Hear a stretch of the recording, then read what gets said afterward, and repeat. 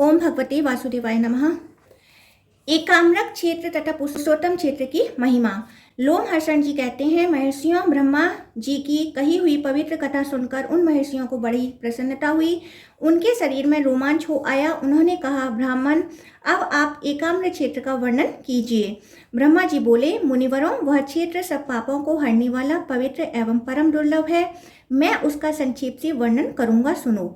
एकाम्रक नाम से विख्यात क्षेत्र वाराणसी के समान कोटि शिवलिंगों से युक्त एवं शुभ है। उसमें 8 तीर्थ हैं। पूर्व कल्प में वहाँ एक आम का वृक्ष था, उसी के नाम से वह एकाम्रक क्षेत्र के रूप में विख्यात हुआ। वह स्थान हष्ट पुष्ट मनुष्यों से भरा रहता है। वहाँ स्त्रियां भी रहती हैं और पुरुष भी। उस क्षेत्र में विद्वानों की अधिकता है। वह धन धान्य से संपन्न स्थान है। घर और गोपुर वहाँ की शोभा बढ़ाते हैं। वहाँ अनेकों व्यवसायी भरे हुए हैं। भांति भांति के रत्न उस क्षेत्र की शोभा बढ़ाते हैं। नगर, अटारी, सड़क और राजहंसों के समान श्वेत महल आदि के द्वारा उसकी बड़ी शोभा होती है। उसके चारों ओर सफेद 4 दीवारी बनी है। शास्त्रों द्वारा उस पुर की रक्षा होती है। अनेकों खाइयों से वह क्षेत्र अलंकृत है। वहाँ प्रतिदिन उत्सव का आनंद छाया रहता है। नाना प्रकार के बाजों की ध्वनि सुनाई पड़ती है। 4 दीवारी और बगीचों से युक्त अनेक दिव्य देव मंदिर सब और उस क्षेत्र की शोभा बढ़ाते हैं। वहाँ के ब्राह्मण, क्षत्रिय, वैश्य तथा शूद्र बड़े धार्मिक हैं। वे अपने अपने धर्मों में संलग्न रहते हैं। उस क्षेत्र में निर्धन, मूर्ख, दूसरों से द्वेष रखने वाले, रोगी, मलिन, नीच, मायावी, रूपहीन, दुराचारी तथा परद्रोही मनुष्य नहीं हैं। वहाँ सर्वत्र सुखपूर्वक सब लोग घूमते फिरते हैं। वह स्थान सब जीवों के लिए सुखद है। वहाँ नाना प्रकार के पक्षियों का कलरव सुनाई पड़ता है। वहाँ के उद्यान नंदनवन के समान एवं सबके सेवन करने योग्य हैं। वहाँ के वृक्ष फलों के भार से झुके रहते हैं और सभी ऋतुओं में उनसे फूल झड़ते रहते हैं। दीर्घ का तड़ाक, पुष्करणी, वापी तथा अन्य अन्य जलाशय सदा कमलवन से सुशोभित रहते हैं। भांति भांति के वृक्ष, नाना प्रकार के सुंदर पुष्प तथा अनेक प्रकार के पवित्र जलाशय सब ओर से उस स्थान की शोभा बढ़ाते हैं। उस क्षेत्र में साक्षात भगवान शंकर सब लोगों का हित करने के लिए निवास करते हैं। वे भोग और मोक्ष दोनों के दाता हैं। इस पृथ्वी पर जितने तीर्थ, नदियां, सरोवर, पुष्करणी, तड़ाक, वापी, कूप और सागर हैं, उन सबसे पृथक पृथक जल की बूंदें संग्रहित करके देवताओं सहित भगवान शंकर ने उस क्षेत्र में संपूर्ण लोगों के हित के लिए विंडूसर नामक तीर्थ स्थापित किया। इसलिए वह विंडूसर के नाम से विख्यात है। अघन के कृष्ण पक्ष की अष्टमी को जो वहाँ की यात्रा करता है तथा जो जितेंद्रिय भाव से विश्व योग में श्रद्धा के साथ विधि पूर्वक विंडू सरोवर में स्नान करके तिल और जल से नाम गोत्र के उच्चारण पूर्वक देवताओं, ऋषियों, मनुष्यों एवं पितरों की तर्पण करता है, वह अश्वमेध यज्ञ का फल पाता है। जो ग्रहण, विषुव योग, संक्रांति, अयनारंभ, 86 युगादि तिथि तथा अन्य अन्य शुभ तिथियों में वहाँ ब्राह्मणों को धन आदि का दान करते हैं, वे अन्य तीर्थों की अपेक्षा 100 गुना फल पाते हैं। जो विंडू सरोवर के तट पर पितरों को पिंडदान देते हैं, वे उन पितरों की अक्षय तृप्ति का संपादन करते हैं।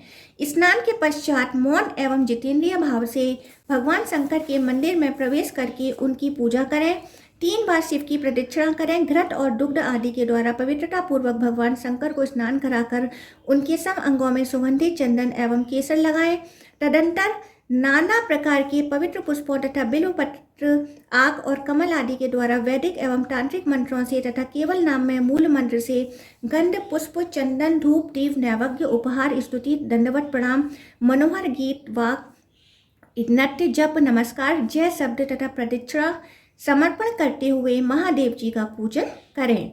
इस प्रकार देवादिदेव का विधि पूर्वक पूजन करने वाला पुरुष सब पापों से मुक्त हो शिवलोक में जाता है। जो उत्तम बुद्धि वाले पुरुष वहाँ हर समय महादेव जी का दर्शन करते हैं, वे भी पाप मुक्त होकर शिवलोक में जाते हैं। भगवान शिव से पश्चिम, पूर्व, दक्षिण, उत्तर चारों ओर 2.5 योजन तक वह क्षेत्र भोग एवं मोक्ष प्रदान करने वाला है। उस उत्तम क्षेत्र में भास्करेश्वर नाम से प्रसिद्ध एक शिवलिंग है। जो लोग वहाँ कुंड में स्नान करके भगवान सूर्य द्वारा पूजित त्रिनेत्रधारी देव महादेव जी का दर्शन करते हैं, वे सब पापों से मुक्त हो उत्तम विमान पर बैठकर गंधर्वों के मुख से अपनी स्तुति सुनते हुए शिवलोक में जाते हैं। अथवा योगियों के घर में वेद वेदांगों के पारंगत सर्वभूत हितकारी श्रेष्ठ विद्वान के रूप में उत्पन्न होते हैं। उस समय वे मोक्ष शास्त्र के तात्पर्य को समझने में कुशल और सर्वत्र संबुद्धि होते हैं तथा भगवान शंकर के श्रेष्ठ योग प्राप्त करके भवबंधन से मुक्ति पा जाते हैं। द्विजवरों स्त्री भी श्रद्धा पूर्वक वहाँ भगवान शिव का पूजन करके पूर्वोक्त फल को प्राप्त कर लेती हैं। मुनिवरों, भगवान महेश्वर के अतिरिक्त दूसरा कौन ऐसा है जो उस उत्तम क्षेत्र के संपूर्ण गुणों का वर्णन कर सके। भगवान शिव का एकाम्र क्षेत्र वाराणसी के समान शुभ है। जो वहाँ स्नान करता है वह निश्चय ही मोक्ष प्राप्त कर लेता है। वहाँ और भी अनेक पवित्र तीर्थ एवं मंदिर हैं, उनका भी ज्ञान प्राप्त करना चाहिए। समुद्र के उत्तर तट पर उस प्रदेश में एक परम गोपनीय मुक्तिदायक क्षेत्र है जो सब पापों का नाश करने वाला है। उस परम दुर्लभ क्षेत्र का विस्तार 10 योजन है। वहाँ की भूमि सब ओर बालू बिछी हुई है। वह परम पवित्र एवं संपूर्ण कामनाओं को देने वाला है। अशोक, अर्जुन, पुनांग, मौलसिरी, सरल, कटहल, नारियल, साकू, ताड़, कैथ, चंपा, कनेर, आम, बेल, गुलाब, कदम्ब, कचनार, लकुच, नागकेशर, पीपल, चितवन, महुआ, सहीजन, शीशम, आंवला, नीम तथा बहेड़ा आदि के वृक्षों से उसकी बड़ी शोभा होती है। वहाँ पक्षियों के मुख से निकले हुए अत्यंत मधुर कलरव कानों और मन को बहुत सुख देते हैं। ऊपर बताए हुए वृक्षों के अतिरिक्त अन्य मनोहर पुष्पों, लताओं और भांति भांति के जलाशयों से वह क्षेत्र सुशोभित है। अनेक ब्रह्मचारी, गृहस्थ और वानप्रस्थ सन्यासी तथा स्वधर्मपरायण ब्राह्मणादि वर्णों से उस क्षेत्र की शोभा होती है। वह हष्ट पुष्ट मनुष्यों तथा अनेक नर नारियों से भरा हुआ है। वह संपूर्ण विद्याओं का स्थान तथा समस्त धर्मों एवं गुणों का आकार है। इस प्रकार वह परम दुर्लभ क्षेत्र सर्व गुण संपन्न है। मुनिवरों, वहाँ भगवान श्री कृष्ण पुरुषोत्तम नाम से विख्यात है। उत्कल प्रांत की सीमा समुद्र की ओर जहाँ तक बताई गई है, वह सब स्थान श्री कृष्ण के प्रसाद से अत्यंत पवित्र है। उस देश में विश्वात्मा भगवान पुरुषोत्तम निवास करते हैं। वे जगत व्यापी जगन्नाथ हैं, उन्हीं में सब कुछ प्रतिष्ठित है। मैं भगवान शिव, इंद्र तथा अग्नि आदि देवता सदा उस देश में निवास करते हैं। गंधर्व, अप्सरा, पितर, देवता, मनुष्य, यक्ष, विद्याधर, सिद्ध, उत्तम व्रत वाले, मुनि, बालखिल आदि ऋषि, कश्यप आदि प्रजापति, गरुण, किन्नर, नाग, अन्यानन, स्वर्गवासी अंगों सहित चारों वेद, नाना प्रकार के शास्त्र, इतिहास, पुराण, उत्तम दक्षिणा वाले यज्ञ, अनेक पवित्र नदियाँ, पुण्य तीर्थ, मंदिर, समुद्र तथा पर्वत सब उस देश में स्थित हैं। इस प्रकार देवताओं, ऋषियों तथा पितरों द्वारा सेवित उस पावन प्रदेश में जहाँ सब प्रकार के उपभोग सुलभ हैं, निवास करना किसको रुचिकर नहीं प्रतीत होगा। भला उसके सिवा कौन देश श्रेष्ठ है? उससे बढ़कर दूसरा कौन स्थान है जहाँ मुक्तिदाता भगवान पुरुषोत्तम स्वयं ही विराजमान है। वे मनुष्य जो उत्कल देश में निवास करते हैं देवताओं के समान और धन्य हैं। जो समस्त तीर्थों के राजा समुद्र में स्नान करके भगवान पुरुषोत्तम का दर्शन करते हैं वह मनुष्य स्वर्ग में बसते हैं, यमलोक में नहीं जाते। जो उत्कल देश या पवित्र पुरुषोत्तम क्षेत्र में निवास करते हैं उन श्रेष्ठ बुद्धि वाले मनुष्यों का जीवन सफल है, क्योंकि वह देवश्रेष्ठ भगवान श्री कृष्ण के मुख कमल का दर्शन करते हैं। भगवान का मुख कमल तीनों लोकों को आनंद प्रदान करने वाला है। उनके नेत्र प्रसन्न एवं विशाल हैं, उनकी भौहें, केश तथा मुकुट सुंदर हैं, कानों में मनोहर कुंडल शोभा पाते हैं, उनकी मुस्कान मनोहर और दंत पंक्ति सुंदर है। वह सुंदर नाक, सुंदर कपोल, सुंदर ललाट और उत्तम लक्षणों वाले हैं। अवंती के महाराज इंद्रघूम्र का पुरुषोत्तम क्षेत्र में जाना तथा वहाँ की इंद्र नीलमयी प्रतिमा के गुप्त होने की कथा। ब्रह्मा जी कहते हैं, प्राचीन सतयुग की बात है, इंद्रघूम नाम से विख्यात एक राजा थे जो इंद्र के समान पराक्रमी थे। वह सत्यवादी, पवित्र, दक्ष, सर्वशास्त्र विशारद, रूपवान, सौभाग्यशाली, सूरवीर, दानी, उपभोग में समर्थ, प्रिय वचन बोलने वाले, समस्त यज्ञों का अनुष्ठान करने वाले, ब्राह्मण भक्त, सत्य प्रतीक, धनुर्वेद और वेद शास्त्र में निपुण, विद्वान तथा पूर्णिमा के चंद्रमा की भांति सब स्त्री पुरुषों के प्रेम पात्र थे। सूर्य की भांति उनकी ओर देखना कठिन था। वह शत्रु समुदाय के लिए भयंकर, विष्णु भक्त, सत्व गुण संपन्न, क्रोध को जीतने वाले, जितेंद्रिय, आध्यात्म विद्या के प्रेमी, मुमुक्षु और धर्मपरायण थे। इस प्रकार वे सर्वगुण संपन्न राजा इंद्रघूम्न समूची पृथ्वी का पालन करते थे। एक समय उनके मन में भगवान श्री हरि की आराधना का विचार उत्पन्न हुआ। वह सोचने लगे, मैं किस क्षेत्र में, किस तीर्थ में, किस नदी के तट पर अथवा किस आश्रम में देवादिदेव भगवान जनार्दन की आराधना करूं। इस चिंता में पड़कर उन्होंने मन ही मन समस्त पृथ्वी पर दृष्टिपात किया, समस्त तीर्थों, क्षेत्रों और नगरों की ओर देखा, परंतु सबको छोड़कर वह विश्वविख्यात मोक्षदायक पुरुषोत्तम क्षेत्र में गए। वहां उन्होंने बहुत ऊंचा मंदिर बनवाकर उसमें बलराम, श्री कृष्ण और सुभद्रा की स्थापना की तथा विधि पूर्वक स्नान, दान, तप, होम और देव दर्शन रूप पंच तीर्थों का अनुष्ठान करके प्रतिदिन भक्ति पूर्वक श्री पुरुषोत्तम की आराधना की और उन्हीं की कृपा से मोक्ष प्राप्त किया। मुनियों ने पूछा, सुरश्रेष्ठ राजा इंद्रघ्रुम मुक्तिदायक पुरुषोत्तम क्षेत्र में किस लिए गए और वहां जाकर उन्होंने वह त्रिभुवन विख्यात प्रसाद किस प्रकार बनवाया? प्रजापति, उन्होंने श्री कृष्ण, बलराम और सुभद्रा की स्थापना कैसे की? ये सब बातें विस्तार पूर्वक बताने की कृपा करें। ब्रह्मा जी बोले, द्विजवरों, तुम लोग जो प्राचीन वृतांत पूछ रहे हो वह सब पापों को दूर करने वाला, पवित्र, भोग और मोक्ष देने वाला तथा शुभ है। इस प्रश्न के लिए तुम्हें साधुवाद देता हूँ। तुम जितेंद्रिय एवं विशुद्ध चित्त होकर सुनो। मैं सतयुग के राजा इंद्रघ्रुम का चरित्र बतलाता हूँ। इस पृथ्वी पर मालवा में अवंती, उज्जैन नाम की नगरी विख्यात है। वहाँ राजा इंद्रघ्रुम की राजधानी थी। अवंती इस पृथ्वी के मुकुट के समान थी। वहाँ हष्ट पुष्ट मनुष्य भरे थे। उसकी चार दीवारी और दरवाजे दृढ़ बने हुए थे। दरवाजों पर मजबूत किवाड़ और सुदृढ़ यंत्र लगे थे। नगर के चारों ओर अनेकों खाइयाँ बनी हुई थीं। नगर में बहुत से व्यापारी बसते थे। नाना प्रकार के बर्तनों की अच्छी बिक्री होती थी। रथ चलने लायक सड़कें और बाजार सुंदर थे। चौराहों से चारों ओर जाने के लिए मार्गों का अच्छी प्रकार विभाग हुआ था। अनेकों घर और गोपुर बने हुए थे।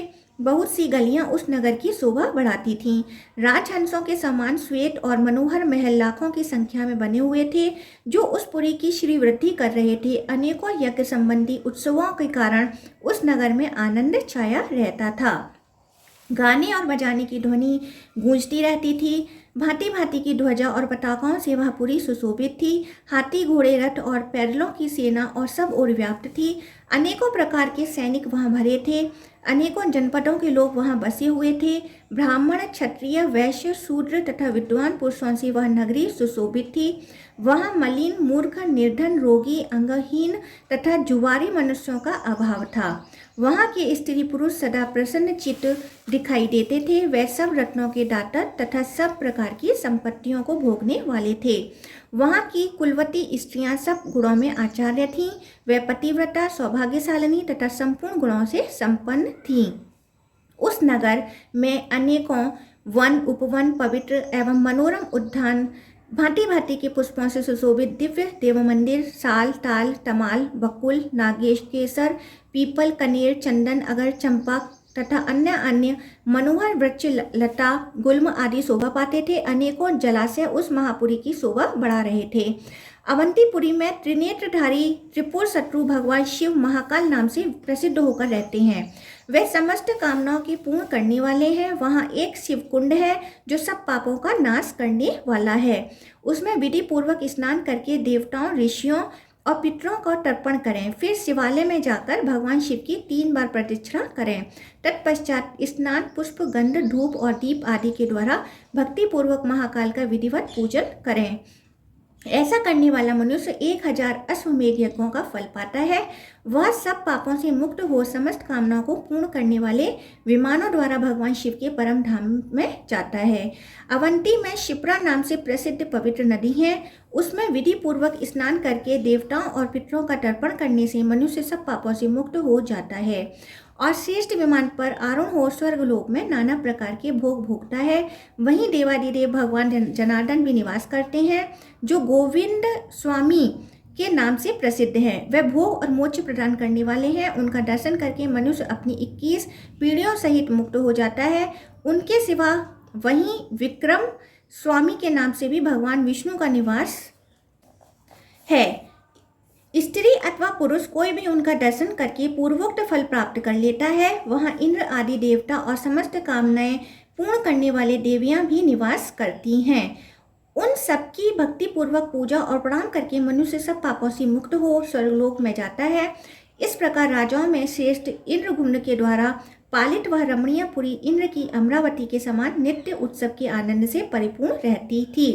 वहाँ दिन रात इतिहास, पुराण, नाना प्रकार के शास्त्र तथा काव्य चर्चा सुनी जाती थी। इस तरह वह उज्जैनीपुरी सब गुणों से संपन्न बताई गई है, जिसमें पूर्व काल में परम बुद्धिमान राजा इंद्रगुम्न हुए थे। उस नगरी में अपने उत्तम राज्य का उपभोग करते हुए राजा इंद्रगुम्न और पुत्रों की भांति प्रजा कर पालन करते थे। वे सत्यवादी, परम बुद्धिमान, सूरवीर, समस्त गुणों के आकार, मूर्तिमान, धर्मात्मा तथा संपूर्ण शास्त्रधारियों में श्रेष्ठ थे।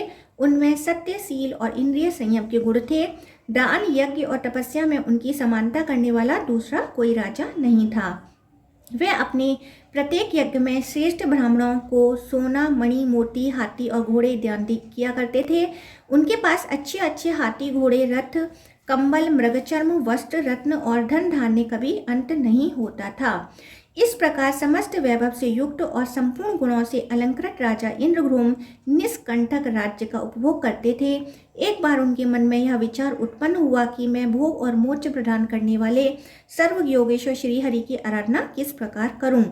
उन्होंने समस्त शास्त्र, तंत्र, आगम, इतिहास, पुराण, वेदांग, धर्मशास्त्र, ऋषियों के बताए हुए नियम तथा संपूर्ण विद्या स्थानों का विचार किया। तब यत्नपूर्वक गुरुजनों की सेवा की और वेदों के पारगामी ब्राह्मणों का सत्संग किया। फिर इंद्रियों को वश में करके मोक्ष की इच्छा से विचार किया। मैं देवाधिदेव, सनातन पुरुष, पीताम्बरधारी, चतुर्भुज, शंख चक्र गदाधर, वनमाल विभूषित, कमल नयन, श्री वत्स शोभित और मुकुट अंगद आदि आभूषणों से अलंकृत श्री हरि की आराधना किस प्रकार करूं। यह विचार कर वे बहुत बड़ी सेना के साथ ले पुरोहित और भृत्यों के साथ अपनी नगरी उज्जैनी से बाहर निकले। उनके पीछे रथारूढ़ सैनिकों हथियार हाथ में लिए प्रस्तुत हुए। उनके रथ विमान के समान जान पड़ते थे। उन पर ध्वजा पताकाएं फहरा रही थीं। रथियों के पीछे गज युद्ध की विद्या में निपुण असंख्य पैदल भी चले, जिनके हाथों में धनुष, प्रास और खड़ग शोभा पा रहे थे। वे सब प्रकार के अस्त्र शस्त्रों को चलाने में कुशल, सूरवीर तथा सर्वदा संग्राम की अभिलाषा रखने वाले थे। अंतपुर की सब स्त्रियां भी वस्त्राभूषणों से अलंकृत हो महाराज के साथ चली। उनके नेत्र पद्मा पत्र के समान विशाल थे और शस्त्रधारी सैनिक उन्हें घेर कर चलते थे। ब्राह्मण, क्षत्रिय और वैश्यों ने भी राजा का अनुसरण किया। अनेक नगरों के निवास व्यापारी भी धन, रत्न, सुवर्ण, सुवर्ण, स्त्री तथा अन्य उपकरणों के साथ प्रस्तुत हुए। अस्त्र शस्त्र, तांबूल, तृण, काष्ठ, तेल, वस्त्र, फल और पत्र आदि की बिक्री करने वाले लोग अपनी अपनी दुकानें लेकर राजा के साथ चले। घसियारे, धोबी, ग्वाले, नाई और दर्जी भी हजारों की संख्या में साथ साथ चल रहे थे। मंगल पाठ करने वाले, पुराणों का अर्थ करने में प्रवीण, कथावाचक, काव्य रचयिता, कवि, विष झाड़ने वाले, गरुण विद्या का जानकार, भांति भांति के रत्नों की परीक्षा करने वाले, गज चिकित्सक, मनुष्य चिकित्सक, वृक्ष चिकित्सक, गौ चिकित्सक तथा समस्त पूर्ववासी राजा के पीछे पीछे चलने लगे। जैसे दूसरे गांव को जाते हुए पिता के पीछे पुत्र भी उत्सुक होकर जाने लगते हैं, उसी प्रकार समस्त पूर्ववासियों ने भी राजा इंद्रगुम्न का अनुसरण किया। इस प्रकार हाथी, घोड़े, रथ और पैदल सहित महान जन समुदाय के साथ धीरे धीरे यात्रा करते हुए महाराज इंद्रगुम्न दक्षिण समुद्र के तट पर पहुंचे। वहां उन्होंने रमणीय समुद्र का दर्शन किया, जो लाखों उत्ताल तरंगों से व्याप्त होने के कारण नृत्य करता सा प्रतीत होता था। उसमें नाना प्रकार के रत्न और भांति भांति के प्राणी भरे थे। उसमें बड़े बड़े जोर का शब्द हो रहा था। वह अगाध समुद्र अत्यंत भयंकर, अपार तथा मेघमाला के समान श्याम दिखाई देता था। उसमें भगवान श्री हरि के शयन का स्थान है। खारे पानी से भरा हुआ वह नदियों का स्वामी, सिंधु, परम पवित्र, सब पापों को दूर करने वाला तथा संपूर्ण मनोवांछित फलों को देने वाला है। ऐसे समुद्र को देखकर राजाओं में श्रेष्ठ इंद्रगुम्न को बड़ा विस्मय हुआ। उन्होंने समुद्र के तट पर पहुंचकर एक मनोहर प्रदेश में, जो सर्वगुण संपन्न एक पवित्र था निवास किया। मुनियों ने पूछा, ब्राह्मण, भगवान विष्णु के उस परम पवित्र पुरुषोत्तम क्षेत्र में क्या पहले भगवान की कोई प्रतिमा नहीं थी, जो राजा ने सेना और सवारियों के साथ वहां जाकर श्री कृष्ण, बलराम तथा सुभद्रा जी की स्थापना की? ब्रह्मा जी बोले, महर्षियों, इस विषय में समस्त पापों का विनाश करने वाली प्राचीन कथा सुनो। मैं उसे संक्षेप से कहूँगा। एक समय समस्त लोगों की सृष्टि करने वाले अविनाशी भगवान वासुदेव को प्रणाम करके भगवती लक्ष्मी ने सब लोगों के हित के लिए इस प्रकार प्रश्न किया, भगवान आप समस्त लोगों के स्वामी हैं, मेरे हृदय में एक संदेह खड़े हुआ है, उसका इस समय निवारण कीजिए। अत्यंत आश्चर्य में मृत्यु लोक को, जो परम दुर्लभ कर्म भूमि है, लोभ और मोह रूपी ग्रह ने ग्रस लिया है। वहाँ काम और क्रोध का महासागर लहराता है। देवेश, उस संसार सागर से जिस प्रकार मुक्ति मिल सके वह उपाय बतलाइए। इस संसार में मेरे संदेह का निवारण करने के लिए आपको छोड़कर दूसरा कोई वक्ता नहीं है। देवी का यह वचन सुनकर देवादिदेव भगवान जनार्दन ने बड़ी प्रसन्नता के साथ वह सारभूत अमृतमय वचन कहा।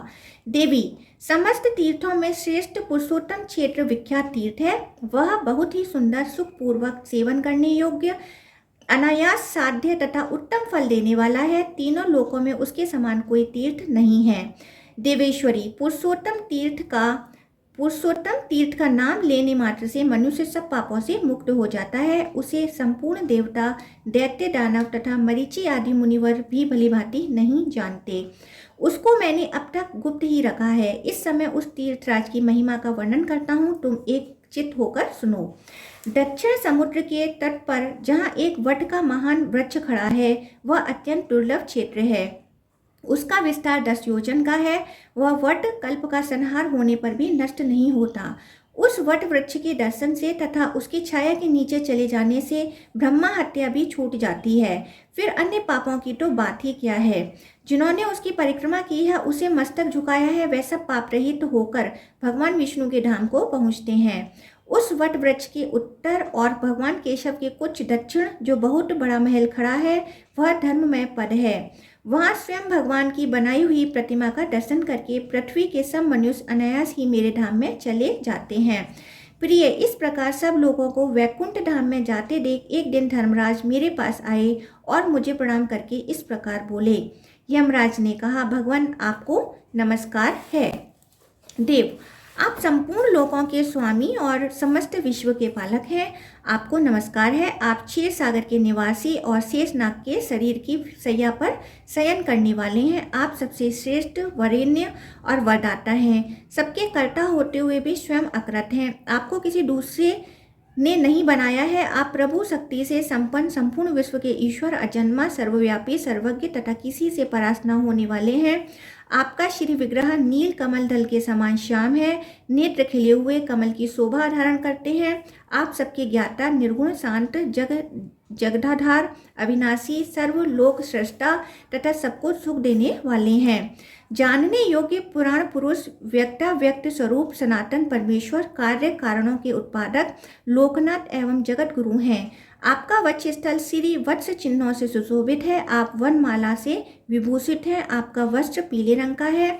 आपकी 4 बाहें हैं। आप शंख, चक्र, गदा, हार, केयूर, मुकुट और अंगद धारण करने वाले हैं। सब लक्षणों से संपन्न, समस्त इंद्रियों से रहित, कूटस्थ, अविचल, सूक्ष्म ज्योति स्वरूप, सनातन भाव और अभाव से मुक्त, व्यापक तथा प्रकृति से परे हैं। सबको सुख देने वाले सामर्थ्यशाली ईश्वर हैं। आप भगवान जगन्नाथ को भी मैं नमस्कार करता हूँ। भगवान विष्णु कहते हैं, महाभागे यमराज को हाथ जोड़े मस्तक झुकाए खड़ा देख मैंने उनसे स्रोत कहने का कारण पूछा। महाबाहु सूर्यनंदन, तुम सब देवताओं में श्रेष्ठ हो। तुमने इस समय मेरी स्तुति किस लिए की है, संक्षेप से बताओ। धर्मराज बोले, भगवान, इस विख्यात पुरुषोत्तम तीर्थ में जो इंद्रनील मणि की बनी हुई श्रेष्ठ प्रतिमा है, वह सब कामनाओं को देने वाली है। उसका अनन्य भाव तथा श्रद्धा में दर्शन करके सभी मनुष्य कामना रहित हो आपके श्वेत धाम में चले आते हैं। अब मैं अपना व्यापार नहीं चला सकता। प्रभु, आप कृपा करके उस प्रतिमा को समेट लीजिए। धर्मराज का यह वचन सुनकर मैंने उनसे कहा, यम, मैं सब ओर से बालू के द्वारा उस प्रतिमा को छिपा दूंगा। तदंतर वह प्रतिमा छिपा दी गई। अब उसे मनुष्य नहीं देख पाते थे। उसे छिपा देने के बाद मैंने यमराज को दक्षिणा दिशा में भेज दिया। ब्रह्मा जी कहते हैं, पुरुषोत्तम तीर्थ में इंद्रनीलमयी प्रतिमा के लुप्त हो जाने पर आगे चलकर जो जो बातें हुई, उन सबको भगवान विष्णु ने लक्ष्मी देवी से विस्तार पूर्वक कह सुनाया। राजा इंद्रघ्रुम के द्वारा अश्वमेघ यज्ञ तथा पुरुषोत्तम प्रसाद निर्माण का कार्य। मुनियों ने कहा, भगवान अब हम राजा इंद्रघ्रुम का शेष वृत्तांत सुनना चाहते हैं। उस श्रेष्ठ तीर्थ में जाकर उन्होंने क्या किया? ब्रह्मा जी बोले, मुनिवरों सुनो, मैं उस क्षेत्र के दर्शन और राजा के कृत्य का संक्षेप से वर्णन करता हूँ। उस त्रिभुवन विख्यात पुरुषोत्तम क्षेत्र में जाकर महाराज इंद्रघ्रुम ने रमणीय स्थानों और नदियों का दर्शन किया। वहाँ एक बड़ी पवित्र नदी बहती थी जो विंध्याचल की घाटी से निकलती थी। वह स्वीत्रोक्तलोक नाम से विख्यात, सब पापों को दूर करने वाली तथा कल्याणमयी है। उसका स्रोत बहुत बड़ा है, उसका महत्वता गंगा जी के समान है। वह दक्षिण समुद्र में मिली है। वह पुण्य सलिला सरिता महानदी के नाम से भी विख्यात है। उसके दोनों किनारों पर अनेकों गांव और नगर बसे हुए हैं। वह सभी गांव अच्छी फसल होने के कारण बड़े मनोहर दिखाई देते हैं। वहाँ के लोग बड़े हष्ट-पुष्ट होते हैं और वहाँ रहने वाले ब्राह्मण, क्षत्रिय, वैश्य तथा शूद्र शांत भाव से पृथक पृथक अपने धर्मों में तत्पर दिखाई देते हैं। ब्राह्मणों के मुख से चहुं अंग, पद और क्रम से युक्त वैदिक वाणी निकलती रहती है। कोई अग्निहोत्र में लगे रहते हैं, कोई उपासना में। वह समस्त शास्त्रों के अर्थ समझने में कुशल, यज्ञकर्ता एवं प्रचुर दक्षिणा देने वाले होते हैं। वहाँ चबूतरों, सड़कों, वनों, उपवनों, सभा मंडपों, महलों और देव मंदिरों में महान जन समुदाय एकत्रित होकर इतिहास, पुराण, वेद, वेदांग, काव्य एवं शास्त्रों की कथा सुनते रहते हैं। उस देश की स्त्रियों को अपने रूप और यौवन पर गर्व होता है। वह सभी उत्तम लक्षणों से संपन्न होती हैं। उस क्षेत्र में सन्यासी, वानप्रस्थ सिद्ध, स्नातक, ब्रह्मचारी, मंत्र सिद्ध, तपस्या सिद्ध और यज्ञ सिद्ध पुरुष निवास करते हैं। इस प्रकार राजा ने उस क्षेत्र को परम शोभायमान देखा। इसलिए मन में यह निश्चय किया कि यहीं रहकर परम देव, परम अपार, परम पद, अनंत, अपराजित, सर्वेश्वर, जगतगुरु, सनातन भगवान श्री विष्णु की आराधना करूंगा। यही भगवान का मानस तीर्थ पुरुषोत्तम क्षेत्र है। यह बात मुझे मालूम हो गई क्योंकि यहाँ कल्प वृक्ष स्वरूप विशाल वटवृक्ष खड़ा है। यह इंद्र नील मणि की बनी हुई मणिमय प्रतिमा है जिसे भगवान ने स्वयं छिपा दिया है, क्योंकि यहाँ दूसरी कोई प्रतिमा नहीं दिखाई देती। मैं ऐसा प्रयत्न करूंगा जिससे सत्य पराक्रमी जगदीश्वर भगवान विष्णु मुझे प्रत्यक्ष दर्शन दें। मैं अनन्य भाव से भगवान में मन लगाकर यहाँ यज्ञ, दान, तपस्या, होम, ध्यान, पूजन तथा उपवास आदि के द्वारा विधि पूर्वक उत्तम व्रत का पालन करूंगा। साथ ही यहाँ श्री विष्णु भगवान के मंदिर बनाने का कार्य भी प्रारंभ करूंगा। द्विजवरों, यह सोचकर महाराज इंद्रघ्रुम ने वहां भगवान का मंदिर बनवाने के लिए कार्य आरंभ किया। उन्होंने ज्योतिष शास्त्र के पारंगत समस्त आचार्यों को बुलाकर बड़ी प्रसन्नता के साथ यत्नपूर्वक भूमि का शोधन कराया। इस कार्य में ज्ञान संपन्न ब्राह्मणों, वेद शास्त्रों के पारंगत अमात्यों, मंत्रियों तथा वास्तु विद्या के विद्वानों का भी सहयोग प्राप्त किया था। उन सबके साथ भली भांति विचार करके शुभ दिन और शुभ मुहूर्त में, जब तक कि उत्तम चंद्रमा और नक्षत्रों का योग तथा ग्रहों का भी अनुकूलता थी, राजा ने श्रद्धा पूर्वक अर्घ्य दिया। उस समय जय जयकार तथा मंगलमय शब्द हो रहे थे। भांति भांति के वाद्यों की मनोहर ध्वनि गूंज रही थी। वेद मंत्रों के गंभीर घोष और मधुर संगीत हो रहे थे। फूल, लाजा, अक्षत, चंदन भरे हुए कलश तथा दीपक आदि के द्वारा पूजा कार्य संपन्न किया गया था। इस प्रकार अर्घ्य दान दे महाराज इंद्रघ्रुम ने सूरवीर कलिंगराज, उत्कल राज और कौशल राज को बुलाकर कहा, राजाओं, तुम सब लोग एक ही साथ मंदिरों के निमित्त शिला ले आने के लिए जाओ। अपने साथ प्रधान शिल्पियों को भी जो शिला खोदने के काम में निपुण हों ले लो। विंध्याचल बहुत विस्तृत पर्वत है। वह अनेकों कंदराओं से सुशोभित है। उसके सभी शिखरों को भलीभांति देखकर सुंदर सुंदर शिलाएं कटवाओ और उन्हें छकड़ों तथा नावों पर लाद कर ले आओ। विलंब न करो। इस प्रकार राजाओं को शिला के लिए जाने की आज्ञा दे महाराज ने आपमात्रों और पुरोहितों से कहा, सर्वत्र शीघ्रगामी दूत भेजे जाएं और पृथ्वी के समस्त राजाओं के पास जाकर मेरी यह आज्ञा सुना दें।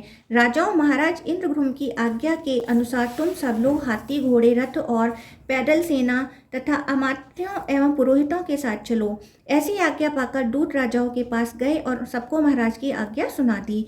दक्षिण, पश्चिम, उत्तर और पूर्व देशों के रहने वाले, दूर और समीप निवास करने वाले, पर्वत तथा भिन्न भिन्न द्वीपों के निवासी नरेश महाराज इंद्रघ्रुम का आदेश सुनकर रथ, हाथी, घोड़े और पैदल सेना के साथ बहुत धन लेकर भारी संख्या में एकत्रित हुए।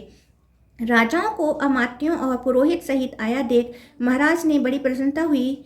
वह बोले, नृपवरों, मैं आप लोगों से बहुत निवेदन करना चाहता हूँ, सुनो। यह भोग और मोक्ष प्रदान करने वाला कल्याणमय क्षेत्र है। मैं यहाँ अश्वमेध यज्ञ करना और भगवान विष्णु का मंदिर बनवाना चाहता हूँ, किंतु मैं इसे कैसे पूर्ण कर सकता हूँ, इस चिंता में मेरा चित्त व्याकुल हो रहा है। यदि आप लोग भली भांति मेरी सहायता करें तो मेरा सब कार्य संपन्न हो सकता है। महाराज इंद्रद्युम्न के यूं कहने पर सब राजाओं को बड़ा हर्ष हुआ। उन्होंने महाराज की आज्ञा से धन, रत्न, सुवर्ण, मणि, मोती, कंबल, मृगचर्म, सुंदर बिछौने, हीरे, पुखराज, माणिक, लाल, नीलम, हाथी, घोड़े, रथ, हथनी, भांति भांति के द्रव्य, भक्ष्य, भोज्य तथा अनुलोप आदि पदार्थों की वर्षा की। राजा इंद्रद्युम्न ने देखा यज्ञ की सब सामग्री एकत्रित हो गई है और यज्ञ कर्म के ज्ञाता, वेद वेदांगों में पारंगत, शास्त्र ज्ञान में निपुण तथा सब कर्मों में कुशल ऋषि, महर्षि, देवऋषि, तपस्वी, ब्रह्मचारी, गृहस्थ, वानप्रस्थ, सन्यासी, स्नातक तथा अग्निहोत्र परायण ब्राह्मण भी उपस्थित हैं। तब उन्होंने अपने पुरोहित से कहा, ब्राह्मण, कुछ विद्वानों ब्राह्मण जो वेदों के पारंगत पंडित हों, जाकर अश्वमेध यज्ञ की सिद्धि के लिए उत्तम स्थान देखें। राजा के यूं कहने पर विद्वान पुरोहित ने यज्ञ कर्म में कुशल ब्राह्मणों को आगे करके शिल्पियों के साथ प्रस्थान किया और उस देश में जहाँ धीवरों का गांव था, विधि पूर्वक यज्ञशाला बनवाई। उसमें गली कूचे और छतरियां भी बनवाई गई थीं। सैकड़ों महल बनाए गए थे। सारा यज्ञ मंडप सुवर्ण, रत्न तथा श्रेष्ठ मणियों से विभूषित हो इंद्र भवन के समान रमणीय दिखाई देता था। खम्भों पर सुवर्ण से चित्रकारी की गई थी। दरवाजे बहुत बड़े बड़े बने हुए थे। यज्ञ के प्रत्येक भवन में शुद्ध सुवर्ण का उपयोग किया गया था। धर्मात्मा पुरोहित भिन्न भिन्न देशों के निवासी राजाओं के लिए अंतपुर भी बनवाए थे। नाना देशों से आए हुए ब्राह्मणों और वैश्यों के लिए भी उन्होंने अनेक शालाएं बनवाई थी। महाराज इंद्रद्युम्न का प्रिय करने के लिए समस्त राजा अनेकों प्रकार के रत्न लेकर वहां आए थे। साथ ही उनकी स्त्रियां भी उत्सव में सम्मिलित हुई थीं। महाराज ने उन समस्त समागत अतिथियों के लिए ठहरने के स्थान, सैया, भांति भांति के भोज्य पदार्थ, महीन चावल, ईख का रस और गोरस आदि प्रदान किए। उस महायज्ञ में जो भी श्रेष्ठ ब्राह्मण पधारे, उन सबको राजा ने स्वागत पूर्वक ग्रहण किया। महातेजस्वी नरेश ने दंभ छोड़कर स्वयं ही सब ब्राह्मणों का सब तरह से स्वागत सत्कार किया। तत्पश्चात शिल्पियों ने अपनी शिल्प रचना का कार्य पूरा करके राजा को यज्ञ मंडप तैयार हो जाने की सूचना दी। यह सुनकर मंत्रियों सहित राजा बहुत प्रसन्न हुए। उनके शरीर में रोमांच हो आया। यज्ञ मंडप तैयार हो जाने पर महाराज ने ब्राह्मण भोजन का कार्य आरंभ कराया। प्रतिदिन जब 1,00,000 ब्राह्मण भोजन कर लेते, तब बारंबार मेघ गर्जना के समान गंभीर स्वरों में दुदुम्बे की ध्वनि होने लगती थी। इस प्रकार राजा के यज्ञ की वृद्धि होने लगी। उसमें अन्न का इतना दान किया गया जिसकी कहीं उपमा नहीं थी। लोगों ने देखा वहां दूध, दही और घी की नदियां बह रही थीं। भिन्न भिन्न जनपदों के साथ समूचे जम्बूद्वीप के लोग वहां जुटे थे। वहां कितने ही सहस्त्र पुरुष बहुत से पात्र लेकर इधर उधर से एकत्रित हुए थे। राजा के अनुगामी पुरुष ब्राह्मणों को तरह तरह के अनुपात और राजाओं के उपभोग में आने वाले भोज्य पदार्थ परोसते थे। यज्ञ में आए हुए वेद वेता ब्राह्मणों तथा राजाओं का महाराज ने पूर्ण स्वागत सत्कार किया। इसके बाद उन्होंने राजकुमारों से कहा। राजा बोले, राजपुत्रों, अब समस्त शुभ लक्षणों से युक्त श्रेष्ठ अश्व ले आओ और उसे समूची पृथ्वी पर घुमाओ। विद्वान और धर्मात्मा ब्राह्मण यहाँ होम करें और यह यज्ञ उस समय तक चालू रहे जब तक कि भगवान इसके समीप प्रकट होकर मुझे प्रत्यक्ष दर्शन न दें। यूं कहकर राजाओं में श्रेष्ठ इंद्रद्युम्न ने बहुत सा सुवर्ण, करोड़ों के आभूषण, लाखों हाथी घोड़े, अरबों बैल तथा सुवर्ण में सींग वाली दुधारू गौएं, जिनके साथ कांसे के दुग्ध पात्र थे, वेद वेता ब्राह्मणों को दान किए। इसके सिवा बहुमूल्य वस्त्र, हरिण के बालों से बने हुए बिछौने, मूंगा, मणि तथा हीरा, पुखराज, माणिक और मोती आदि भांति भांति के रत्न भी दिए। उस अश्वमेध यज्ञ में याचना की ओर ब्राह्मणों को भांति भांति के भक्ष्य भोज्य पदार्थ प्रदान किए गए। मीठे पूवे तथा स्वादिष्ट अन्न सब जीवों की तृप्ति के लिए बारंबार दिए जाते थे। वहां दिए गए तथा दिए जाने वाले धन का कभी अंत नहीं होता था। इस प्रकार उस महायज्ञ को देखकर देवता, दैत्य, चारण, गंधर्व, अप्सरा, सिद्ध, ऋषि और प्रजापति सबके सब बड़े विस्मय में पड़ गए। उस श्रेष्ठ यज्ञ की सफलता देख पुरोहित, मंत्री तथा राजा सबको बड़ी प्रसन्नता हुई। वहां कोई भी मनुष्य मलिन, दीन अथवा भूखा नहीं रहा। उस यज्ञ में किसी प्रकार का उपद्रव, ग्लानि आदि व्याधि, अकाल मृत्यु, दंशन, ग्रह पीड़ा अथवा विष का कष्ट नहीं हुआ।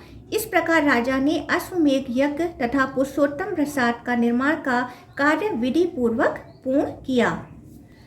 राजा इंद्रद्युम्न के द्वारा भगवान श्री विष्णु की स्तुति। ब्रह्मा जी कहते हैं, अश्वमेध यज्ञ के अनुष्ठान और प्रसाद निर्माण का कार्य पूर्ण हो जाने पर राजा इंद्रद्युम्न के मन में दिन रात प्रतिमा के लिए चिंता रहने लगी। वह सोचने लगे, कौन सा उपाय करूं जिससे सृष्टि पालन और संहार करने वाले लोक पावन भगवान पुरुषोत्तम का मुझे दर्शन हो। इसी चिंता में निमग्न रहने के कारण उन्हें न रात में नींद आती न दिन में। वे न तो भांति भांति के भोग भोगते और न स्नान एवं श्रृंगार ही करते थे। वाग, सुगंध, संकीर्त, अंगराग, इंद्रनील, महानील, पद्मराग, सोना, चांदी, हीरा, स्फटिक आदि मणियां, राग, अर्थ, काम, वन्य पदार्थ अथवा दिव्य वस्तुओं से भी उनके मन को संतोष नहीं होता था। पत्थर, मिट्टी और लकड़ी में इस पृथ्वी पर सर्वोत्तम वस्तु कौन है? किससे भगवान विष्णु की प्रतिमा का निर्माण ठीक हो सकता है? इस प्रकार की चिंता में पड़े पड़े उन्होंने पांचरात्र की विधि से पुरुषोत्तम का पूजन किया और अंत में इस प्रकार स्तवन आरंभ किया। वासुदेव, आपको नमस्कार है। आप मोक्ष के कारण हैं। आपको मेरा नमस्कार है। संपूर्ण लोकों के स्वामी परमेश्वर, आप इस जन्म मृत्यु रूपी संसार सागर से मेरा उद्धार कीजिए। पुरुषोत्तम, आपका स्वरूप निर्मल आकाश के समान है। आपको नमस्कार है। सबको अपनी ओर खींचने वाले संकर्षण, आपको प्रणाम है। धरणीधर, आप मेरी रक्षा कीजिए। हेम गर्भ सालग्राम शिला किसी आभा वाले प्रभु, आपको नमस्कार है। मकर ध्वज, आपको प्रणाम है। रतिकांत, आपको नमस्कार है। समरासुर का संहार करने वाले प्रद्युम्न, आप मेरी रक्षा कीजिए। भगवान, आपका श्री अंग अंजनन के समान श्याम है। भक्त वत्सल, आपको नमस्कार है। अनिरुद्ध, आपको प्रणाम है। आप मेरी रक्षा करें और वरदायक बने। संपूर्ण देवताओं के निवास स्थान, आपको नमस्कार है। देवप्रिय, आपको प्रणाम है। नारायण, आपको नमस्कार है। आप मुझ शरणागत की रक्षा कीजिए। बलवानों में श्रेष्ठ बलराम, आपको प्रणाम है। लांगल लायुध, आपको नमस्कार है। चतुर्मुख जगद्धाम पितामह, मेरी रक्षा कीजिए। नील मेघ के समान आभा वाले घनश्याम, आपको नमस्कार है। देव पूजित परमेश्वर, आपको प्रणाम है। सर्वव्यापी जगन्नाथ, मैं भव सागर में डूबा हुआ हूँ, मेरा उद्धार कीजिए। प्रलयाग्नि के समान तेजस्वी तथा दहकते हुए नेत्रों वाले महापराक्रमी दैत्य शत्रु नरसिंह, आपको नमस्कार है। आप मेरी रक्षा कीजिए। पूर्व काल में महावारा रूप धारण कर आपने जिस प्रकार इस पृथ्वी का रसातल से उद्धार किया था, उसी प्रकार मेरा भी दुख के समुद्र से उद्धार कीजिए। कृष्ण, आपके इन वरदायक स्वरूपों का मैंने स्तवन किया है। ये बलदेव आदि जो पृथक स्वरूप से स्थित दिखाई देते हैं, आपके ही अंग हैं। देवेश, प्रभु, अच्युत, गरुड़ आदि पार्षद, आयुधों सहित दिक्पाल तथा केशव आदि जो आपके अन्य भेद मनीषियों द्वारा बतलाए गए हैं, उन सबका मैंने पूजन किया है। प्रसन्न तथा विशाल नेत्रों वाले जगन्नाथ देवेश्वर, पूर्वोक्त सब स्वरूपों के साथ मैंने आपका स्तवन और वंदन किया है। आप मुझे धर्म, अर्थ, काम एवं मोक्ष देने वाले वर प्रदान करें। हरे, संकर्षण आदि जो आपके भेद बतलाए गए हैं, वे सब आपकी पूजा के लिए प्रकट हुए हैं, अतः वे आपके ही आश्रित हैं। देवेश, वस्तुतः आप में कोई भेद नहीं है। आपके जो अनेक प्रकार के रूप बतलाए जाते हैं, वे सब उपचार से ही कहे गए हैं।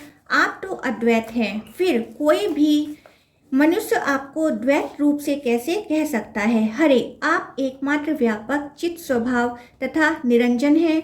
आपका जो परम स्वरूप है वह भाव और अभाव से रहित, निर्लेप, निर्गुण, श्रेष्ठ, कूटस्थ, अचल, ध्रुव, समस्त उपाधियों से निर्मुक्त और सत्ता मात्र रूप से स्थित है। प्रभु, उसे देवता भी नहीं जानते, फिर मैं ही कैसे उसे जान सकता हूँ? इसके सिवा आपका जो ऊपर स्वरूप है वह पीतांबरधारी और 4 भुजाओं वाला है। उसके हाथों में शंख, चक्र और गदा सुशोभित है। वह मुकुट और अंगद धारण करता है। उसका वक्ष स्थल श्री वत्स चिन्ह से युक्त है तथा वह वनमाला से विभूषित रहता है। उसी की देवता तथा आपके अन्य अन्य शरणागत भक्त पूजा करते हैं। देव देव आप सब देवताओं में श्रेष्ठ एवं भक्तों को अभय देने वाले हैं।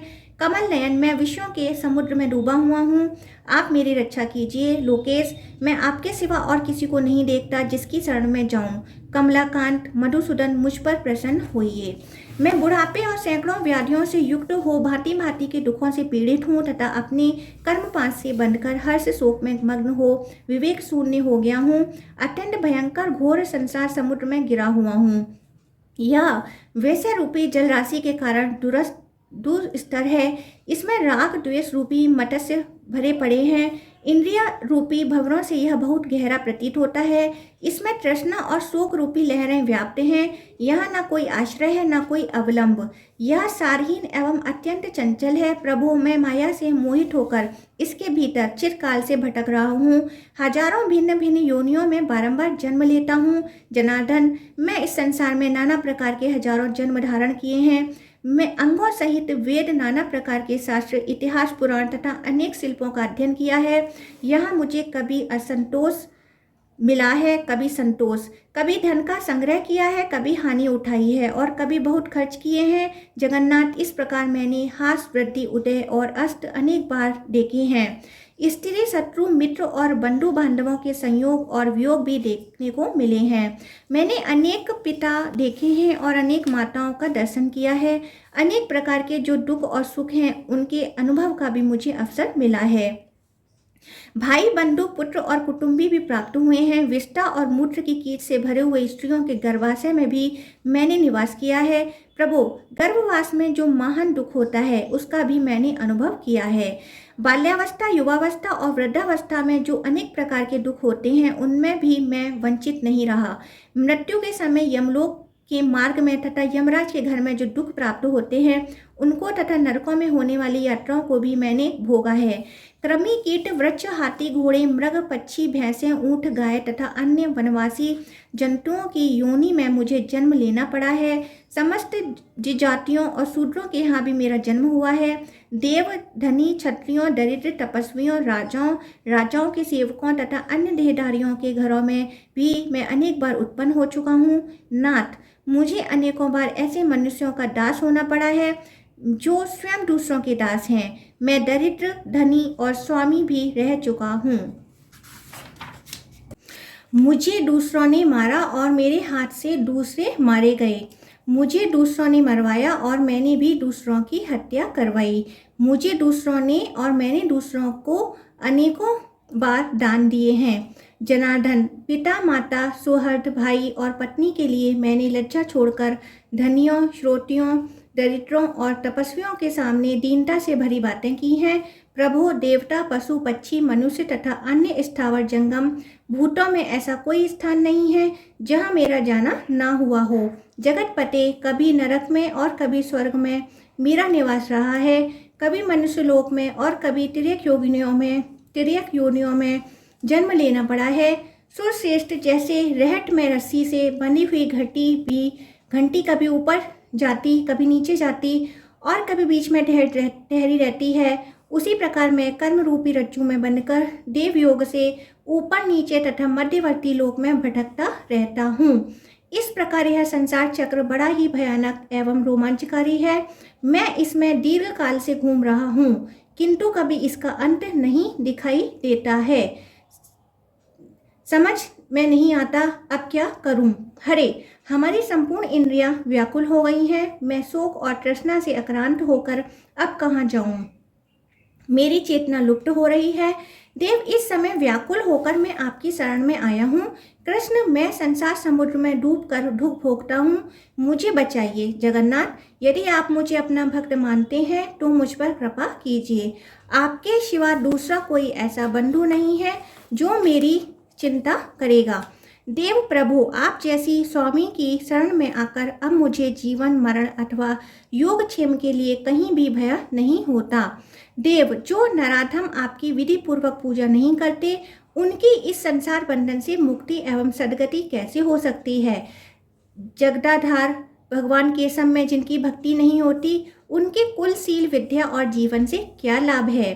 जो आसुरी प्रकृति का आश्रय ले विवेक शून्य हो आपकी निंदा करते हैं, वे बारंबार जन्म लेकर घोर नरक में पड़ते हैं तथा उस नरक समुद्र से उनका कभी उद्धार नहीं होता। देव, जो दुराचारी नीच पुरुष आप पर दोषारोपण करते हैं, वे कभी नरक से छुटकारा नहीं पाते। हरे, आपने कर्मों में बंधे रहने के कारण मेरा जहाँ कहीं भी जन्म हो वहाँ सर्वदा आप में मेरी दृढ़ भक्ति बनी रहे। देव, आपकी आराधना करके देवता, दैत्य, मनुष्य तथा अन्य संयमी पुरुषों ने परम सिद्धि प्राप्त की है, फिर कौन आपकी पूजा न करेगा। भगवान, ब्रह्मा आदि देवता भी आपकी स्तुति करने में समर्थ नहीं है, फिर मानव बुद्धि लेकर मैं आपकी स्तुति कैसे कर सकता हूँ, क्योंकि आप प्रकृति से परे परमेश्वर हैं। प्रभु, मैंने अज्ञान के भाव से आपकी स्तुति की है, यदि आपकी मुझ पर दया हो तो मेरे इस अपराध को क्षमा करें। हरे, साधु पुरुष अपराधी पर भी क्षमा भाव ही रखते हैं, अतः देवेश्वर आप भक्त स्नेह के वशीभूत होकर मुझ पर प्रसन्न होइए। देव, मैंने भक्ति भावित चित्त से आपकी जो स्तुति की है वह सांगोपांग सफल हो। वासुदेव, आपको नमस्कार है। ब्रह्मा जी कहते हैं, राजा इंद्रद्युम्न के इस प्रकार स्तुति करने पर भगवान गरुड़ ध्वज ने प्रसन्न होकर उनका सब मनोरथ पूर्ण किया। जो मनुष्य भगवान जगन्नाथ का पूजन करके प्रतिदिन इस स्रोत से उनका स्तवन करता है, वह बुद्धिमान निश्चय ही मोक्ष प्राप्त कर लेता है। जो विद्वान पुरुष तीनों संध्याओं के समय पवित्र हो इस श्रेष्ठ स्रोत का जप करता है, वह धर्म, अर्थ, काम और मोक्ष पाता है। जो एकाग्रचित हो इसका पाठ या श्रवण करता अथवा दूसरों को सुनाता है, पाप रहित हो भगवान विष्णु के सनातन धर्म में जाता है। यह स्रोत परम प्रसन्नीय, पापों को दूर करने वाला, भोग एवं मोक्ष देने वाला, कल्याण में गोपनीय, अत्यंत दुर्लभ तथा पवित्र है। इसे जिस किसी मनुष्य को नहीं देना चाहिए, नास्तिक, मूर्ख, कृतघ्न, मानी, दुष्ट बुद्धि तथा अभक्त मनुष्यों को कभी इसका उपदेश ना दें। जिसके हृदय में भक्ति न हो, जो गुणवान, शीलवान, विष्णु भक्त, शांत तथा श्रद्धापूर्वक अनुष्ठान करने वाला हो, उसी को इसका उपदेश देना चाहिए। जो निर्मल हृदय वाले मनुष्य उन परम सूक्ष्म नित्य पुराण पुरुष मुरारी श्री विष्णु भगवान का ध्यान करते हैं, वे मुक्ति के भागी हो भगवान विष्णु में प्रवेश कर जाते हैं। ठीक उसी तरह जैसे मंत्रों द्वारा यज्ञ अग्नि में हवन किया हुआ हविष्य भगवान विष्णु को प्राप्त होता है।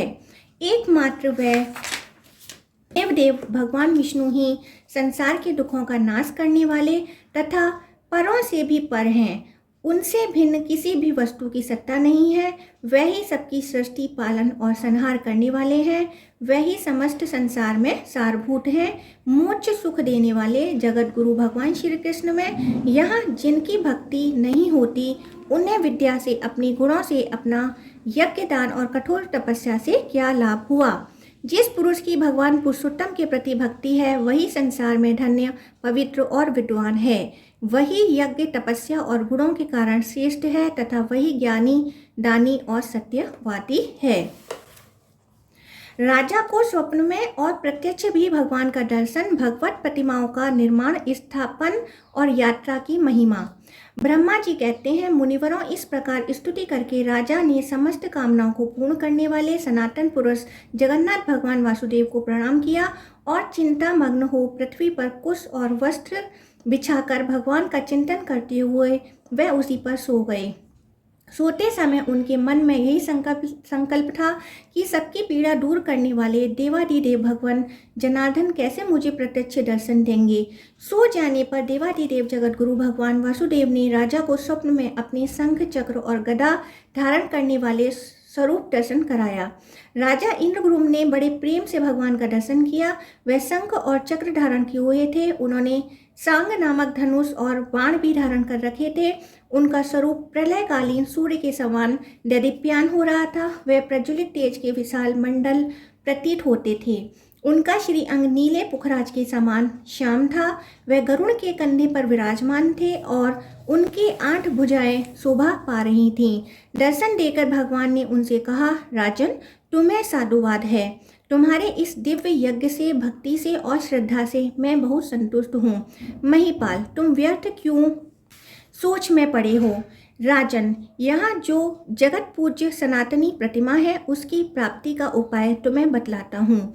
आज की रात बीतने पर निर्मल प्रभात में जब सूर्योदय हो, उस समय अनेक प्रकार के वृक्षों से सुशोभित समुद्र के जल प्रांत में, जहाँ तरंगों से प्रेरित महान जल की राशि दिखाई देती है, वहीं एक बहुत बड़ा वृक्ष खड़ा है, जिसका कुछ भाग तो जल में है और कुछ स्थल में है। वह समुद्र की लहरों से आहत होने पर भी कंपित नहीं होता। तुम हाथ में कुल्हाड़ी लेकर लहरों के बीच से अकेले ही वहां चले जाना, तुम्हें वह वृक्ष दिखाई देगा। मेरे बताए अनुसार उसको पहचान कर निसंक भाव से उस वृक्ष को काट डालना। उसे काटते समय तुम्हें कोई अद्भुत वस्तु दिखाई देगी, उसी से सोच विचार कर तुम दिव्य प्रतिमा का निर्माण करो। मोह में डालने वाली चिंता छोड़ दो। यूं कहकर महाभाग श्री हरि अदृश्य हो गए। वह स्वप्न देखकर राजा को बड़ा विस्मय हुआ। उस रात्रि को देखते हुए वे भगवान में मन लगा उठ बैठे और वैष्णव मंत्र एवं विष्णु सूक्त का जप करने लगे। प्रातः काल उठे और भगवत स्मरण करते हुए विधि पूर्वक उन्होंने समुद्र में स्नान किया। फिर ब्राह्मणों को नगर और गांव आदि दान में पूर्वाह कृत्य करके समुद्र के तट पर गए। वहां अकेले ही महाराज ने समुद्र की महावेला में प्रवेश किया और उस तेजस्वी महावृक्ष को देखा। वह बहुत ऊंचा था और उससे बड़ी बड़ी जटाएं लटक रही थीं। उसे देखकर राजा इंद्रद्युम्न बहुत प्रसन्न हुए। उन्होंने तीखे फरसे से उस वृक्ष को काट गिराया और उसके 2 टुकड़े करने का विचार किया। फिर उन्होंने जब काष्ठ का भली भांति निरीक्षण किया, तब एक अद्भुत बात दिखाई दी। विश्वकर्मा और भगवान विष्णु दोनों ब्राह्मण का रूप धरकर वहां आए। उनके कंठ में दिव्य हार और शरीर में दिव्य अंगराग शोभा पा रहे थे। वह दोनों अपने तेज से प्रज्वलित हो रहे थे। राजा के पास आकर उन्होंने पूछा, महाराज आप यहाँ कौन सा कार्य करेंगे? किस लिए इस वनस्पति को काट गिराया है? उन दोनों की बात सुनकर राजा बहुत प्रसन्न हुए। उन्होंने मीठी वाणी से उत्तर दिया, मैं यहाँ आदि अंत से रहित देवादिदेव जगदीश्वर भगवान विष्णु की आराधना के लिए प्रतिमा बनवाना चाहता हूँ। इसके लिए स्वयं भगवान ने ही मुझे स्वप्न में प्रेरित किया है। राजा की यह बात सुनकर भगवान जगन्नाथ ने हंसकर कहा, महाराज आपका विचार बड़ा उत्तम है, इसके लिए आपको साधुवाद है। यह भयंकर संसार सागर केले के पत्ते की भांति सारहीन है। इसमें दुख की अधिकता है। काम क्रोध इसमें पूर्ण रूप से व्याप्त है। इंद्रिय रूपी भंवर और कीचड़ के कारण यह दुस्तर है। नाना प्रकार के सैकड़ों रोग यहाँ भंवर के समान है। यह संसार पानी के बुलबुले की भांति क्षणभंगुर है। इसमें रहते हुए जो आपके मन में भगवान विष्णु की आराधना का विचार उत्पन्न हुआ, यह बहुत ही उत्तम है। महाभाग आइए इस वृक्ष की शीतल छाया में हम दोनों के साथ बैठिए। यह मेरे साथी एक श्रेष्ठ शिल्पी हैं। यह सब प्रकार शिल्प कर्म में साक्षात विश्वकर्मा के समान निपुण हैं। आप किनारा छोड़कर चले आइए, ये मेरे बताए अनुसार प्रतिमा तैयार कर देंगे। ब्राह्मण की बात सुनकर राजा इंद्रद्युम्न समुद्र का तट छोड़ उनके पास चले गए और वृक्ष की शीतल छाया में बैठे। तदंतर ब्राह्मण रूपधारी विश्वात्मा भगवान ने शिल्पियों में प्रधान विश्वकर्मा को आज्ञा दी, तुम प्रतिमा बनाओ। भगवान श्री कृष्ण का रूप परम शांत हो। उनके नेत्र पद्मापत्र के समान विशाल होने चाहिए। वे वक्ष स्थल पर श्री वत्स चिन्ह तथा कौस्तुभ मणि और हाथ में शंख चक्र एवं गदा धारण किए हुए हों। दूसरी प्रतिमा का विग्रह दुग्ध के समान गौर वर्ण हो, उसमें स्वस्तिक का चिन्ह होना चाहिए। वे अपने हाथ में हल धारण किए हुए हों। उनका नाम महाबली अनंत बलराम जी होगा। देवता दानव गंधर्व यक्ष विद्याधर और नाग कोई भी उनका अंत नहीं जानते, इसलिए वे भगवान अनंत कहलाते हैं। तीसरी प्रतिमा भगवान वासुदेव की बहन सुभद्रा देवी की होगी। उनके शरीर का रंग सुवर्ण के समान गौर एवं सुंदर शोभा से युक्त होना चाहिए। उनमें समस्त शुभ लक्षणों का समावेश होना आवश्यक है। भगवान यह कथन सुनकर उत्तम कर्म करने वाले विश्वकर्मा ने तत्काल उत्तम लक्षणों से युक्त प्रतिमाएं तैयार कर दी। पहले उन्होंने बलभद्र जी की मूर्ति बनाई। उनका वर्ण शरत काल के चंद्रमा की भांति श्वेत था। नेत्रों में कुछ कुछ लालिमा थी। उनका शरीर विशाल और मस्तक फनाकार होने से विकट जान पड़ता था। वह नील वस्त्र धारण किए बल के अभिमान से उद्वत प्रतीत होते थे। उन्होंने एक कुंडल धारण कर रखा था। उनके हाथ में गदा और मूसल शोभा पाते थे। उनका स्वरूप दिव्य था। द्वितीय विग्रह साक्षात भगवान वासुदेव का था। उनके नेत्र कमल के समान प्रफुल्लित थे। शरीर की कांति नील मेघ के समान श्याम थी। उनकी श्याम आभा तीसी के फूल की सी प्रतीत होती थी। बड़े बड़े नेत्र कमल पत्र की उपमा धारण करते थे। शरीर पर पीताम्बर शोभा पा रहा था। वक्ष स्थल में श्रीवत्स का चिन्ह तथा हाथ में चक्र था। इस प्रकार वे सर्व पापहारी श्री हरि बड़े दिव्य दिखाई देते थे। तीसरी प्रतिमा सुभद्रा की थी, जिनके देह की दिव्य कांति सोने की सी दमक रही थी। नेत्र कमल पत्र के समान विशाल थे। उनका अंग विचित्र वस्त्र से आच्छादित था। वे हार और केयूर आदि विचित्र आभूषणों से सुशोभित थी। गले में रत्नमय हार लटक रहा था। इस प्रकार विश्वकर्मा ने उनकी बड़ी रमणीय प्रतिमा बनवाई। राजा इंद्रद्युम्न ने यह बड़ी ही अद्भुत बात देखी। सब प्रतिमाएं एक ही क्षण में बन गईं। सभी 2 दिव्य वस्त्रों से आच्छादित थीं। सबका भांति भांति के रत्नों से श्रृंगार किया गया था और सभी अत्यंत मनोहर एवं समस्त शुभ लक्षणों से संपन्न थीं। उन्हें देखकर राजा अत्यंत आश्चर्यमग्न होकर बोले, आप दोनों ब्राह्मण के रूप में साक्षात देवता तो नहीं पधारे हैं। आप दोनों के कर्म अद्भुत हैं। आपके व्यवहार देवताओं के से हैं। निश्चय ही आप मनुष्य नहीं जान पड़ते। आप देवता हैं या मनुष्य, यक्ष हैं अथवा विद्याधर। आप ब्रह्मा और विष्णु तो नहीं हैं। दोनों अश्वनी कुमार तो नहीं हैं। आप मायामय रूप से स्थित हैं, अतः आपके यथार्थ स्वरूप को मैं नहीं जानता। अब आप ही दोनों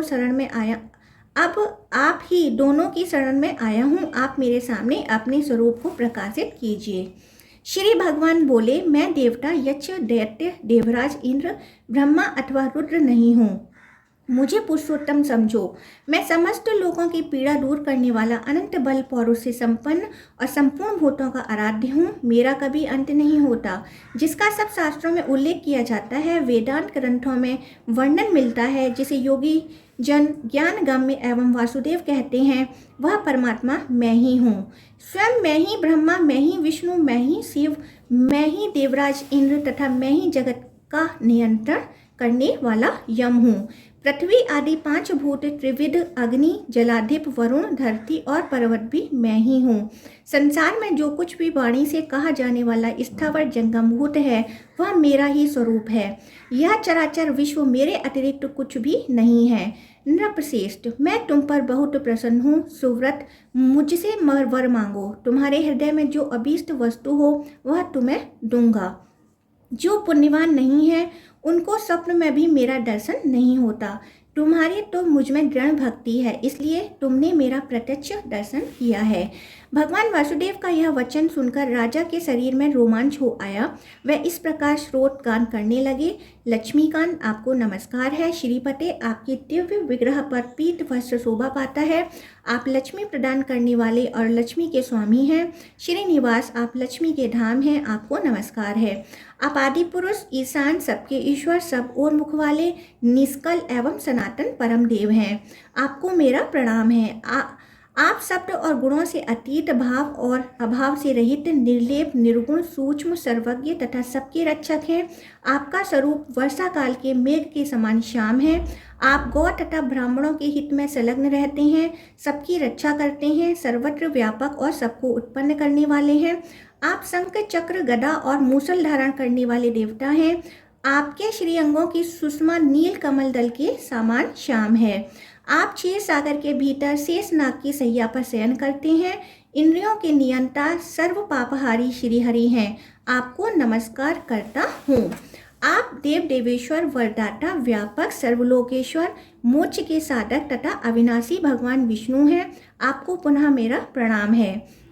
इस प्रकार भगवान का स्तवन करके राजा ने हाथ जोड़कर प्रणाम किया और धरती पर मस्तक टेक कर कहा, नाथ, यदि आप मुझ पर प्रसन्न हैं तो मैं यह उत्तम वर मांगता हूँ। देवता, असुर, गंधर्व, यक्ष, राक्षस, महानाग, सिद्ध, विद्याधर, साध्य, किन्नर, गुहाक, महाभाग, ऋषि, नाना शास्त्रों के प्रवीण विद्वान, सन्यासी, योगी, वेद तत्व का विचार करने वाले तथा अन्य अन्य मोक्ष मार्ग के ज्ञाता मनीषी पुरुष जिस निर्गुण, निर्मल एवं शांत परम पद का ध्यान करते हैं, उस परम दुर्लभ पद को मैं आपके प्रसाद से प्राप्त करना चाहता हूँ।